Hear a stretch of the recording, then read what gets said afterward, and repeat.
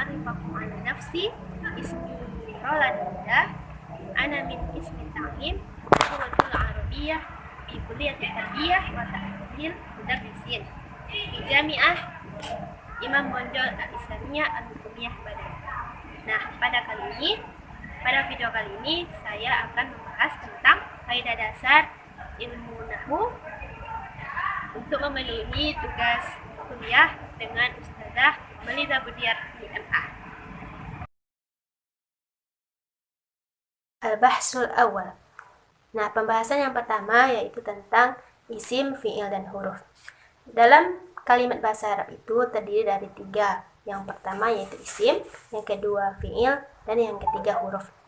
Yang pertama isim. Isim itu merupakan kata yang menunjukkan makna terhadap dirinya berdasarkan tanpa penempatan waktu atau masa. Ciri-cirinya yang pertama bisa dimasuki huruf alif lam. Contohnya al-kitabu. Nah, kitab atau buku. Jadi alif lam itu menjadi tanda bahwa al-kitabu itu adalah isim. Yang kedua tanwin. Contohnya masjidun atau masjid. Dan yang ketiga yaitu bisa dimasuki huruf khafat atau huruf jar.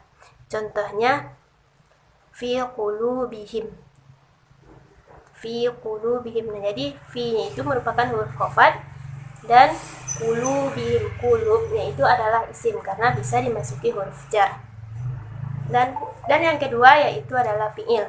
Fi'il ini merupakan kata yang menunjukkan makna yang dibarengi dengan penempatan waktu atau tergantung dengan waktu atau masanya, seperti fi'il madi, fi'il mudhari', dan fi'il amar.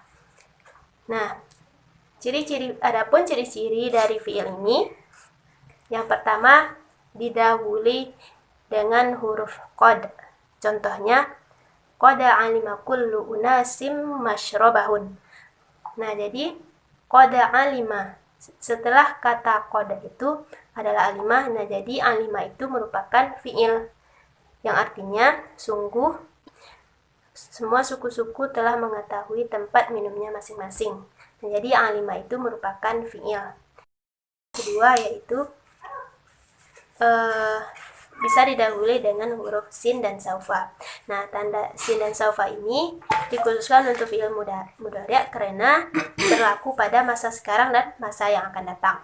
Contohnya, saya darusu talibu fil fasli.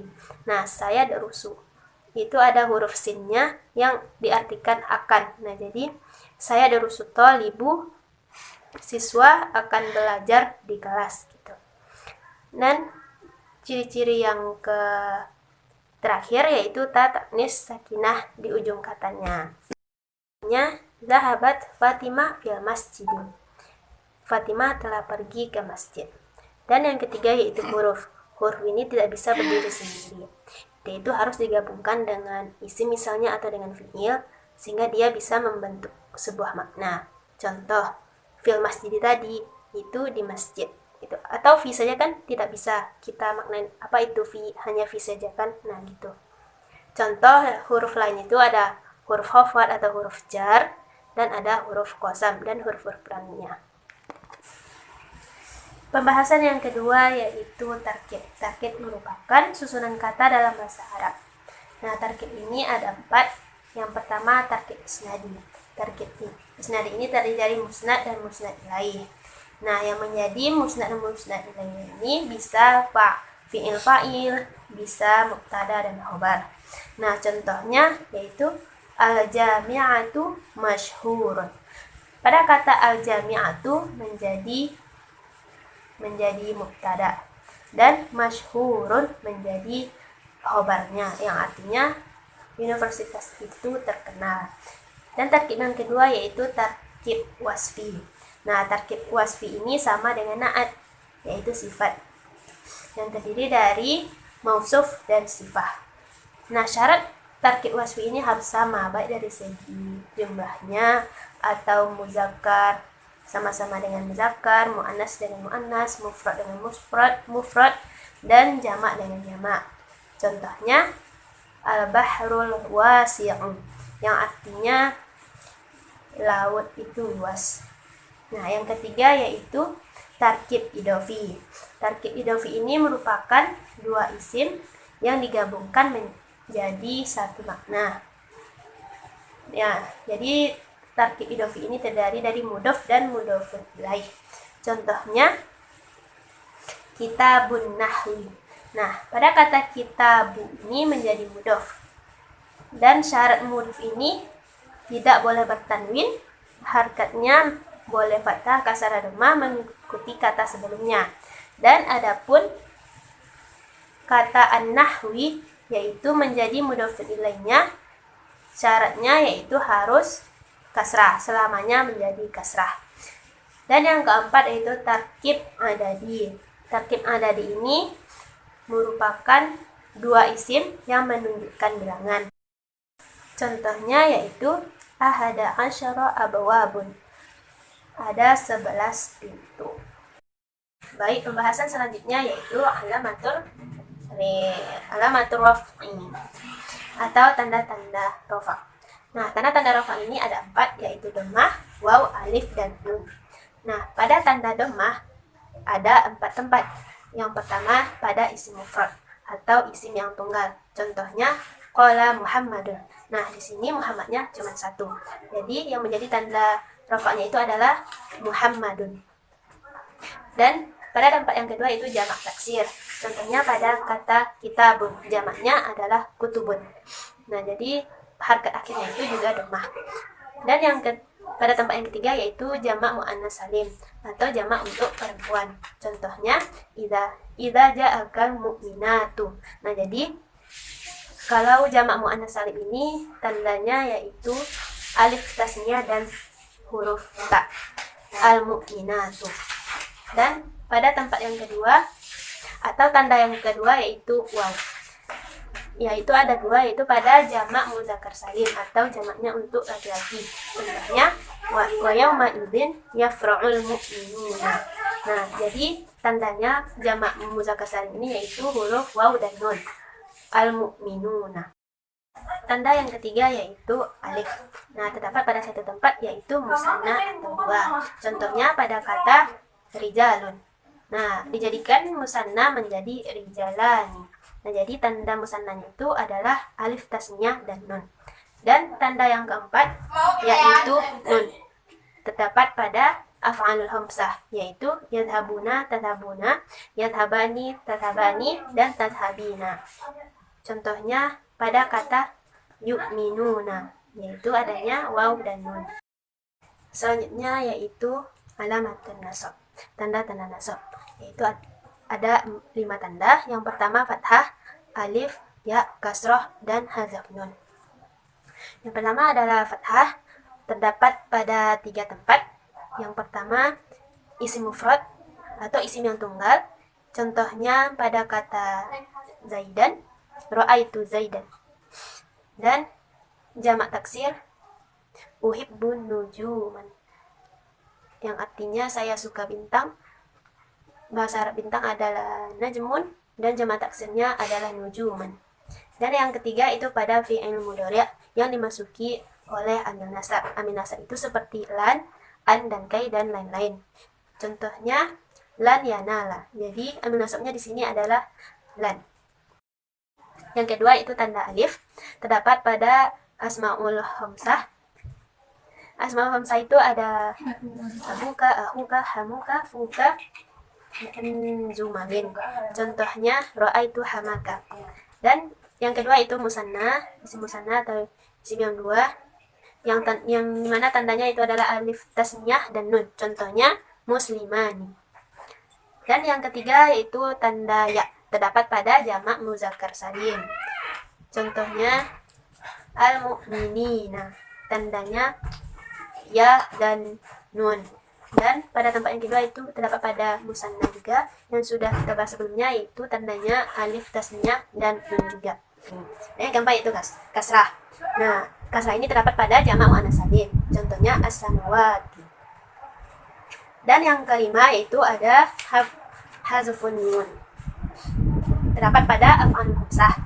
Nah, hazfun nun ini apabila dimasuki oleh huruf amil nasab dulu. Contohnya pada kata taf'alani, apabila dimasuki huruf nasab antaf'alani, jadi nun di akhirnya menjadi hilang. Pembahasan selanjutnya yaitu alamatul hafdi atau tanda-tanda hafad. Nah, tanda-tanda hafad ini ada 3, yaitu kasroh, ya, dan fathah. Pada kasroh terdapat 3 tempat, yaitu isim mufrad al-munsharif, yaitu isim mufrad yang menerima tanwin. Contohnya marartu bi aliyin. Jadi di sini ada huruf jarnya bi aliyin. Yang kedua itu pada jamak taksir munsharif, itu jamak taksir yang menerima tanwin. Contohnya lirrijali. Juga terdapat huruf hafadnya itu lirrijali. Dan yang ketiga pada jamak muannas salim. Contohnya al-mu'minati. Ada alif, tasniyah, dan huruf ta.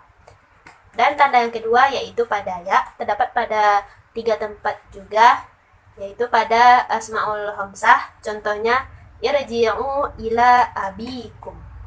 Yang kedua isim tasniyah atau musannah. Contohnya majma'al bahrain. Dan yang ketiga pada jamak muzakkar salim. Contohnya qulil mu'minina. Dan pada tanda yang ketiga yaitu fathah, terdapat pada ismul ladzi la yansharif. Contohnya, jadi ismul ladzi la yansharif ini yaitu isim yang tidak menerima tanwin, ada 9. Di sini contohnya wa auhayna ila ibrahima. Jadi ibrahima itu tidak hafad dia atau tidak kasroh karena dia termasuk ismul ladzi la yansharif pada bagian ta'rif. Pembahasan selanjutnya yaitu alamatul jazam. Nah, atau tanda-tanda jazam. Tanda-tanda jazam ini hanya untuk berlaku pada fi'il, yaitu fi'il mudhari', tidak berlaku pada fi'il madhi. Tandanya ada 2, yaitu sukun dan hasful akhir dan hasful nun. Nah, pada tanda sukun yaitu pada fi'il mudhari' shahih wa fil akhir. Itu fi'il mudhari' yang asli pada akhirnya, tidak sakit ya. Contohnya pada kata yadribu.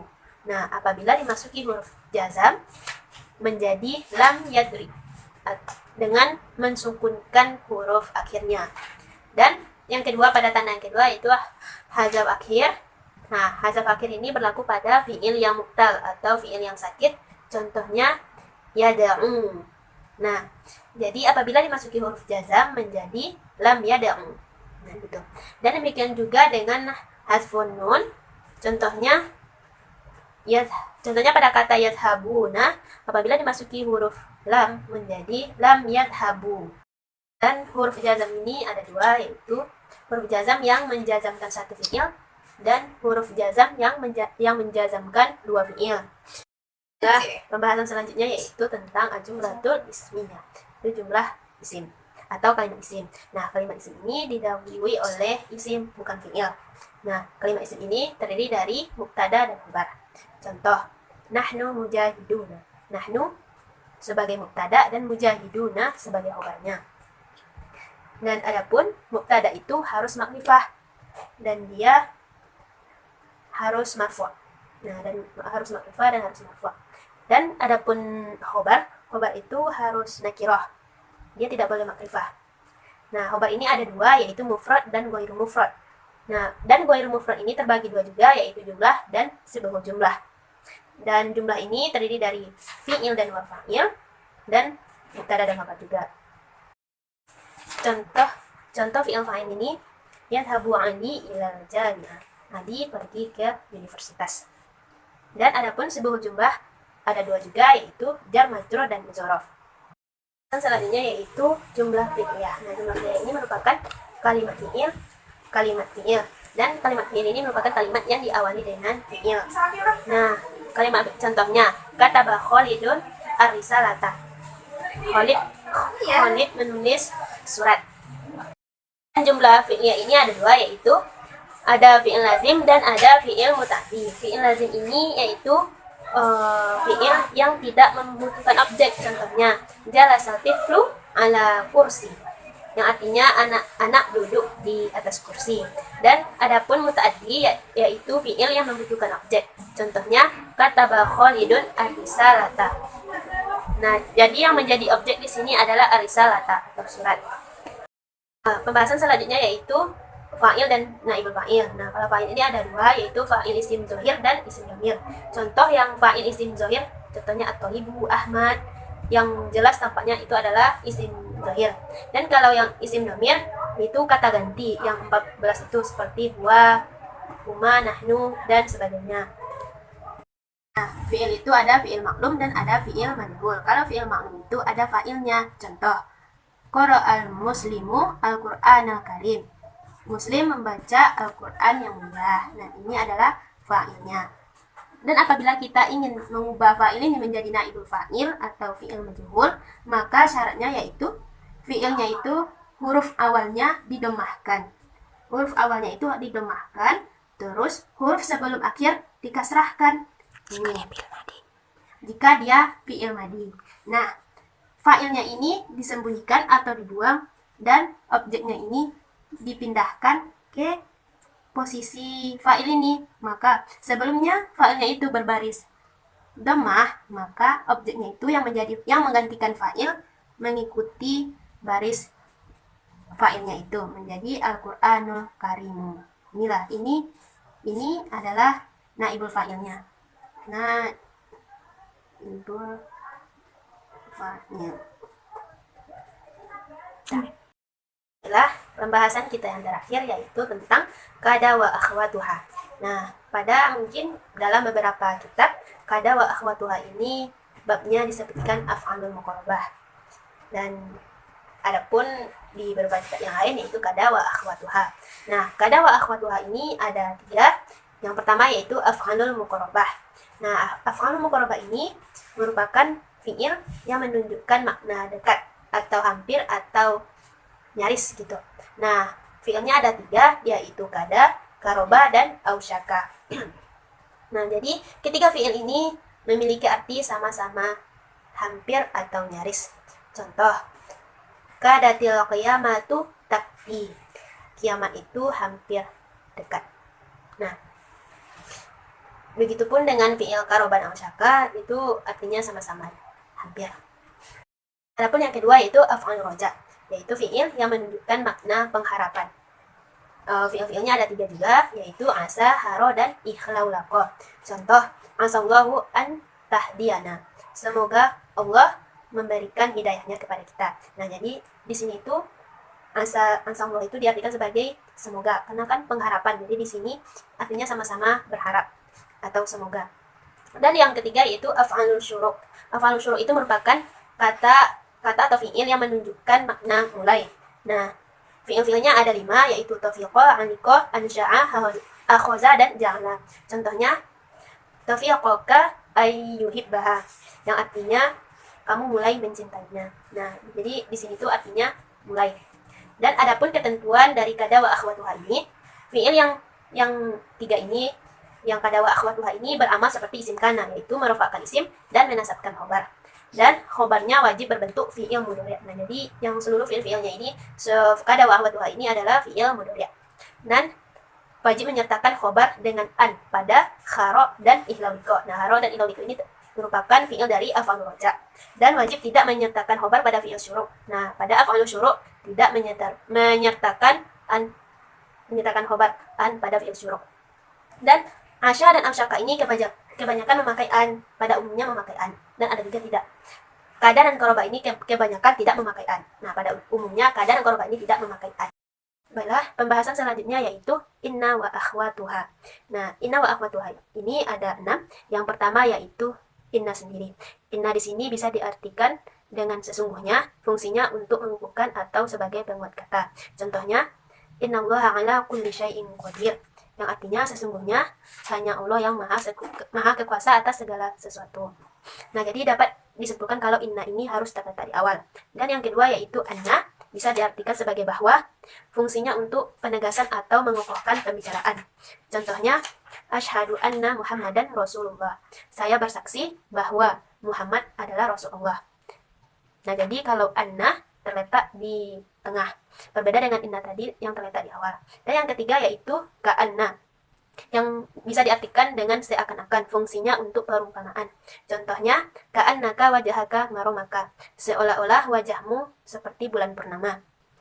Dan yang keempat yaitu lakinna, bisa diartikan sebagai dengan akan tetapi, fungsinya untuk menyanggal. Contohnya, huwa alimun lakinnahu ghairu amilin, dia itu tahu tetapi tidak mengamalkannya. Yang kelima yaitu la'alla, dapat diartikan sebagai semoga, yang fungsinya untuk pengharapan. Contoh, la'allal matara nazilun, semoga hujan turun. Dan yang terakhir yaitu laita, artinya seandainya, yang berfungsi untuk berangan-angan. Contohnya, laita syabbah ya'udu yauman, seandainya masa muda dapat kembali. Mungkin sekian yang dapat saya sampaikan. Mungkin ada kesalahan kata, saya mohon maaf. Wabillahi taufiq wal hidayah. Wassalamualaikum warahmatullahi wabarakatuh.